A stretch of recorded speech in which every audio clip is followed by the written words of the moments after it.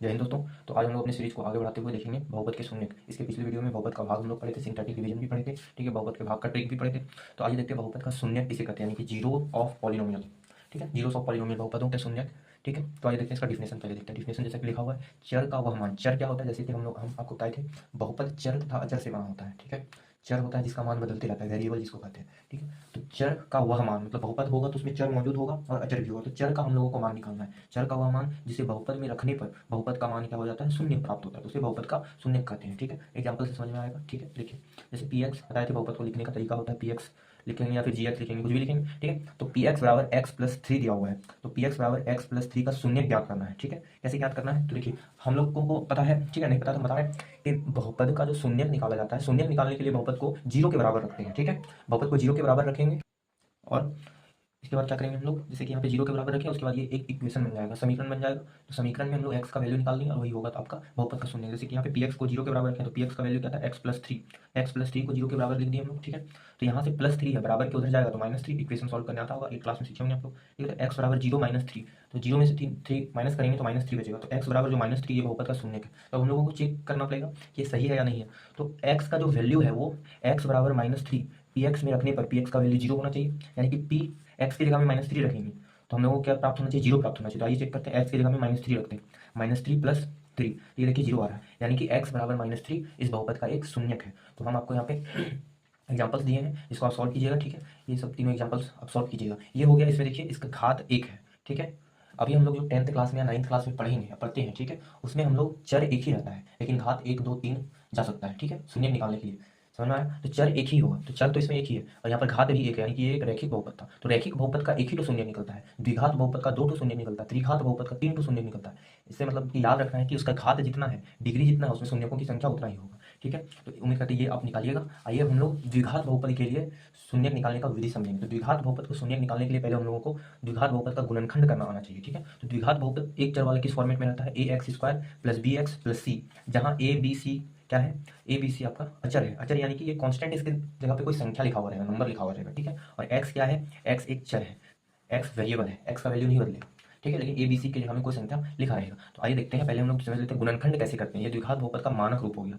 तो इसको हम लोग गुणनखंड करने का बहुत सारा विधि है। इस वीडियो में हम लोग मिडिल टर्म फैक्टर या फिर जिसको बोलते हैं मध्य पद विभाजन, उसको समझेंगे। ठीक है, तो आइए, वैसे इसको हम लोग पूर्ण वर्ग बनाकर भी गुणनखंड कर सकते हैं। पूर्ण वर्ग के लिए हम एक अलग से वीडियो बना देंगे। अभी इस वीडियो में हम लोग मिडिल टर्म फैक्टर समझते हैं। ठीक है, तो पहले हम लोगों का टारगेट होना चाहिए, पहले एक्स स्क्वायर वाला, फिर एक्स वाला, फिर बिना एक्स वाला लिखा होना चाहिए। तो वो इसमें लिखा हुआ है। ठीक है, लिखा हुआ है। तो दूसरा स्टेप क्या है, दूसरा स्टेप में हम लोगों को करना है पहला पद को आखिरी पद से गुना करना है रफ में, यानी कि एक्स स्क्वायर को गुना करना है प्लस सिक्स के साथ, तो ये प्लस छः एक्स स्क्वायर हो जाएगा।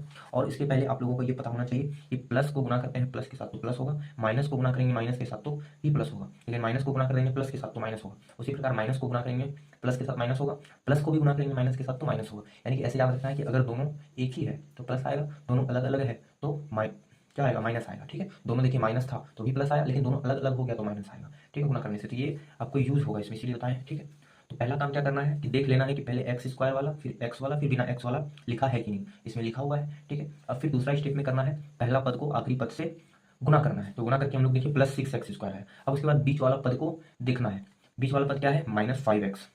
अब माइनस फाइव एक्स को इस प्रकार लिखना है कि जोड़ने घटाने के बाद, यानी कि सरल करने के बाद माइनस फाइव एक्स ही आना चाहिए और गुना करने के बाद कितना आना चाहिए, इतना, प्लस सिक्स एक्स स्क्वायर। तो इसको हम लोग कैसे तोड़ते हैं, आइए देखते हैं। तो पहले देखिए वहाँ पे गुना करके प्लस आ रहा है। ठीक है, तो जब गुना करके प्लस आ रहा है तो गुना करके हम प्लस कब आता है, या तो दोनों प्लस प्लस हो या फिर दोनों माइनस माइनस हो। ठीक है, तभी आता है प्लस, प्लस माइनस में नहीं आता है गुना करके प्लस। तो इससे हम लोगों को यहाँ पे प्लस देख के एक आइडिया लगा कि या तो प्लस प्लस में तोड़ेंगे या तो माइनस माइनस में तोड़ेंगे। ठीक है, तो यहाँ पे तो माइनस लिखा है तो प्लस प्लस में कभी भी हम लोग नहीं तोड़ सकते। तो एक आइडिया मिल गया कि माइनस माइनस में तोड़ना पड़ेगा। अब माइनस माइनस में तोड़ना पड़ेगा तो क्या चीज़ में तोड़ेंगे हम लोग माइनस माइनस में इसको माइनस एक्स और माइनस फोर एक्स भी लिख सकते हैं, यानी कि जोड़ घटा करके इतना ही लाना है। और इसको हम लोग क्या लिख सकते हैं, minus three x minus two x भी लिख सकते हैं, ये दोनों लिख सकते हैं। लेकिन हम लोगों को यहाँ पे लिखेंगे क्या, ठीक है, तो वो लिखेंगे क्या, उसके लिए कैसे हम लोग करेंगे, देखिए यहाँ पर।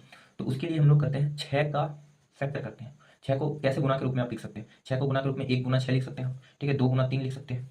तो जब भी माइनस माइनस में तोड़ना हो या प्लस प्लस में तोड़ना हो तो इसको जोड़ते हैं, जोड़ के देखिए इतना बनना चाहिए, पाँच बनना चाहिए। क्या ये दोनों को जोड़ के पाँच बन रहा, नहीं बन रहा है, इस दोनों को जोड़ के पाँच बन रहा, नहीं बन रहा है इसमें। ठीक है, तो इसी में तोड़ना पड़ेगा। तो दो और तीन में तोड़ेंगे, तो तोड़ने का नियम क्या हो गया, पी एक्स बराबर एक्स स्क्वायर, दोनों माइनस माइनस में तोड़ना तो माइनस टू एक्स और माइनस थ्री एक्स, और प्लस 6 देखिए, इस दोनों को सॉल्व करेंगे तो -5 आएगा। उसी प्रकार माइनस गुना माइनस प्लस हो जाएगा, 2 3 6 x गुना x एक्स स्क्वायर इतना ही आएगा। ठीक है, तो हम जो कहना चाहते हैं उम्मीद करते समझ में आया होगा। ठीक है, अब इसके बाद अगला स्टेप में क्या करते हैं, पी एक्स बराबर, अब इस दोनों जगह से कॉमन लेंगे, क्या कॉमन आएगा, यहाँ पे 2 एक्स है, एक्स गुना एक्स, और यहाँ पे एक एक्स है, यानी कि एक एक्स कॉमन निकालते हैं, तो यहाँ पे एक एक्स बचा रहेगा और यहाँ पे -2 बचा रहेगा। अब उसके बाद इस दोनों जगह से यहाँ पे देखिए आपको 3 मिलेगा और यहाँ पे आपको 2 गुना 3, 6 में 2 गुना 3 मिलेगा, तो 3 दोनों जगह से कॉमन आ जाएगा। और यहाँ पर जो भी सिंबल लिखा है वही सिंबल कॉमन लेते हैं, तो -3 कॉमन लेंगे। और एक बात याद रखिएगा, माइनस कॉमन निकालने से यहाँ का चिन्ह बदल जाता है, प्लस है तो माइनस हो जाएगा, माइनस है तो प्लस हो जाएगा। तो यहाँ पर एक्स बचेगा और यहाँ पे माइनस का 3 बचेगा।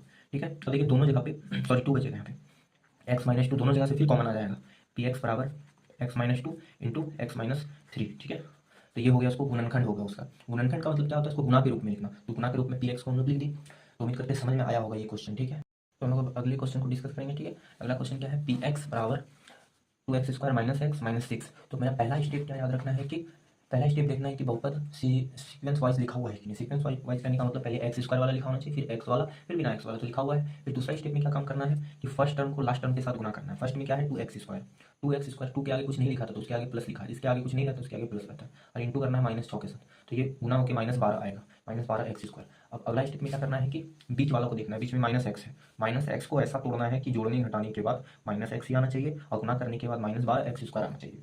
तो इसको हम लोग तोड़ते कैसे हैं, तो तोड़ने के लिए पहले यहाँ जिसको गुना करके ला रहे हैं उसका सिंबल देखते हैं, उसका सिंबल माइनस है। तो माइनस कब आएगा, माइनस आपका तब आएगा जब प्लस को माइनस के साथ गुना किया जाता है। प्लस को प्लस के साथ गुना करेंगे तो प्लस आएगा, माइनस को माइनस के साथ गुना करेंगे तो माइनस आएगा, लेकिन प्लस को माइनस के साथ गुना करेंगे तभी माइनस आएगा। तो ये माइनस सिंबल देख के पता चल गया कि हम लोगों को प्लस माइनस में तोड़ना है। ठीक है, तो प्लस माइनस में तोड़ना है तो कैसे आप तोड़ेंगे, तो देखिए उसके लिए हम क्या बताए थे, यहाँ पर जो संख्या लिखा रहता है 12, उसको हम लोग कैसे ला सकते हैं गुना करके, वो दिखना है। तो उसको लाने का ये 3 स्टेप है या फिर ये 3 विधि है। ठीक है, इसी 3 तरीका से हम लोग ला सकते हैं, 1 गुना 12 करके, 2 गुना 6 करके, 3 गुना 4 करके। ठीक है, तो जब भी प्लस माइनस में तोड़ना हो तो अंतर देखते हैं, और जब भी प्लस प्लस में तोड़ना हो तो योग देखते हैं। ठीक है, तो अंतर किसका, इस दोनों संख्या का, जिसका भी अंतर इसके आगे कुछ नहीं, मतलब एक है ना, एक आना चाहिए, अंतर एक आना चाहिए। देखिए इस दोनों का अंतर एक नहीं आएगा, इस दोनों का अंतर एक नहीं आएगा, तो इसका अंतर एक आ रहा है, तो 3 और 4 में तोड़ना है। और 3 और 4 का सिंबल क्या होना चाहिए, प्लस माइनस, मतलब अपोजिट होना चाहिए, एक तो का प्लस एक तो का माइनस। तो ये तोड़ते हैं, तो पी एक्स बराबर, अब किसका प्लस लेंगे किसका माइनस लेंगे वो भी हम बताएंगे। ठीक है, तो 2x² पहला वाला पद को एज इट इज लिख लेते हैं। तो देखिए अगर यहाँ पे माइनस सिंबल है तो बड़ा वाला को माइनस लिखना है, -4x और x लगा के लिखना है, और छोटा वाला को प्लस लिखना है। अगर यहाँ प्लस रहता तो बड़ा वाला को प्लस लिखते, छोटा वाला को माइनस लिखते, और -6 लास्ट में लिखा हुआ है। ठीक है, तो मेरे ये तोड़ने समझ में आया होगा आपको। ठीक है, तो आइए देखते हैं, पी एक्स बराबर, अब यहाँ से दोनों जगह से देखिए यहाँ भी 2 मिलेगा, यहाँ भी 2 मिलेगा, x यहाँ भी मिलेगा, x यहाँ भी मिलेगा, 2x कॉमन निकाल लेते हैं, तो क्या बचेगा आपका, x यहाँ पे बचेगा और यहाँ पे -2 बचेगा। अब यहाँ पे प्लस है तो प्लस ही कॉमन निकालना, इस दोनों जगह 3 मिलेगा आपको, तो यहाँ से x और प्लस कॉमन निकालते हैं तो चिन्ह नहीं बदलते हैं। ठीक है, माइनस कॉमन निकालते हैं तभी चिन्ह बदलते हैं, तो -2, तो x -2 फिर से दोनों जगह से कॉमन आएगा, तो पी एक्स बराबर क्या हो जाएगा आपका, पी एक्स बराबर हो जाएगा x -2 कॉमन निकाल लेंगे तो 2x + 3 बचेगा। ठीक है, ये हो गया इसका गुणनखंड। ठीक है, गुणनखंड आप लोगों को समझ में आ गया होगा द्विघात बहुपदों का। अब द्विघात बहुपदों का शून्य कैसे निकालते हैं वो देखते हैं। ठीक है, जैसे यहाँ पे एक क्वेश्चन लिखा गया है, बहुपद पी एक्स बराबर x² - 8x + 12 का कि शून्यकों को ज्ञात करें। ठीक है, तो शून्य ज्ञात करने के लिए पहले इसका गुणनखंड करना पड़ता है हम लोगों को। ठीक है, तो गुणनखंड करना पड़ता है, इसीलिए हम आपको पहले गुणनखंड बताएं। ठीक है, तो आइए देखते हैं। तो हम लोग जानते हैं शून्य ज्ञात करने के लिए पी एक्स को 0 के बराबर रखते हैं। ठीक है, तो पी एक्स को 0 के बराबर रखेंगे, पी एक्स का वैल्यू क्या है, x² + 8x + 12 बराबर 0 हो जाएगा। अब इसको इस साइड में LHS में इसका क्या करना है, गुणनखंड करना है। तो इसका गुणनखंड करते हैं, देखिए फर्स्ट टर्म को लास्ट टर्म से गुना करेंगे, +12x² होगा। ठीक है, 12x² हो जाएगा, और बीच में क्या लिखा है, प्लस का 8x लिखा है, तो गुना करके प्लस लाना है, तो इसको हम लोग प्लस प्लस में तोड़ेंगे या माइनस माइनस में तोड़ेंगे, और यहाँ पर प्लस लिखा है तो प्लस प्लस में ही तोड़ेंगे। अब उसके बाद देखिए कैसे तोड़ेंगे, तो 12 लाना है गुना करके, तो देखिए प्लस प्लस में तोड़ रहे हैं, प्लस प्लस में तोड़ रहे हैं तो हम लोगों को योग देखना पड़ेगा। तो पहले देखिए 12 कैसे ला सकते हैं, 1 गुना 12 करके, 2 गुना 9 करके, और 3 गुना 4 करके, 3 तरीका से 12 ला सकते हैं। तो जिसका भी योग 8 बनेगा उसी में तोड़ेंगे, तो इसका योग 8 बन रहा है, 6 और 2 का योग 8 बन रहा है, तो 6 और 2 में ही तोड़ेंगे, दोनों को प्लस प्लस में। तो यहाँ पे लिख देते हैं x² + 2x, और x लगा के लिखना है, +6x, तो ना 6x और 2x को जोड़ेंगे तो 8x हो जाएगा, वैल्यू नहीं बदलना चाहिए और हम लोगों का काम भी हो जाना चाहिए। +12 हो गया बराबर 0। अब उसके बाद इस दोनों जगह से x को कॉमन निकालिए, तो x कॉमन निकालेंगे क्या बचेगा आपका, x कॉमन निकालेंगे तो आपको बचेगा x यहाँ पे बचेगा और प्लस का 2, और फिर इस दोनों जगह से 6 कॉमन निकालिए प्लस का, तो यहाँ भी x बचेगा और यहाँ पे प्लस का 2 बराबर 0। अब x + 2 फिर दोनों जगह से कॉमन आएगा, तो x + 2 दोनों जगह से कॉमन आ गया, तो ब्रैकेट के अंदर x + 6 बचा बराबर 0। अब देखिए कोई भी दो ठो संख्या का वैल्यू 0 तभी आएगा, या तो दोनों में से कोई एक ठो 0 होगा या नहीं तो दोनों 0 होगा। ठीक है, तो हमको तो मालूम नहीं है दोनों में से कौन को 0 है, तो हम लोग दोनों को 0 के बराबर रखेंगे, x + 2 भी 0 और x + 6 भी 0। तो यहाँ से x बराबर -2 आएगा और यहाँ से x बराबर -6 आएगा, और यही दोनों क्या हो जाएगा, शून्य। दो शून्य क्या निकलेगा, शून्य आपका हो जाएगा -2 और -6। ठीक है, तो उम्मीद करते हैं आप लोगों को समझ में आया होगा। ठीक है, इसके नेक्स्ट वीडियो में हम लोग अगला टॉपिक पर डिस्कस करेंगे। Thank you.